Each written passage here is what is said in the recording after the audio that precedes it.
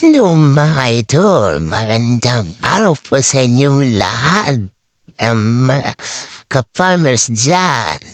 Ito na naman tayo, mag-update na naman tayo ng ating pipino. Legacy F1. Ngayon araw ay 29 days na po ang ating pipino. Mga idol, mga ka-agri, mga ka-farmers. Ayan po, may bunga na siya mga idol. Medyo maliit pa. 29 days pa lang yan po. Ito lang ating pantanim. Ikaapat na pong abuno na yan, mga idol. Tignan niyo po yan.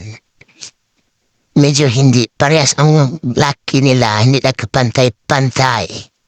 Yung iba maliit pa, yung iba mataas na po. Medyo tag-init dito sa amin, idol. Umaga yan, dinidiligan ko yan, mga idol. Ayan po, tingnan nyo. Ang ating pipino legacy. Medyo, marami-dami ang bunga yan, idol. Tingnan nyo po yan. Lahat ng bunga sila. Lahat ay may bunga yan, mga idol. Ang ating pipino. Ikaapat, abuno na po yan. Ay isang linggo mag-abuno po tayo mga idol. Kaya ikaapat, abuno na po yan.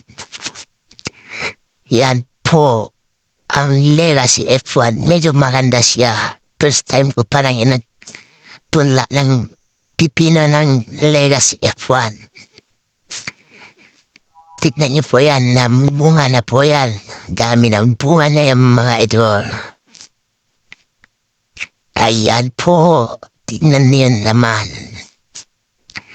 Ang mga bunga niya yan. Ayan po ang mga idol. Ang ating pipino. Kaya kayo mga tambay dyan, anong pang ginagawa nyo? Tanim na ng pipino para may kikitain din kayo. Para may sideline na rin kayo. Yan po ang ating pipino. Tignan nyo yan guys. Ayan. Medyo maganda ang dahon niya. Mga idol. Ayan po. Hindi na matagal yan.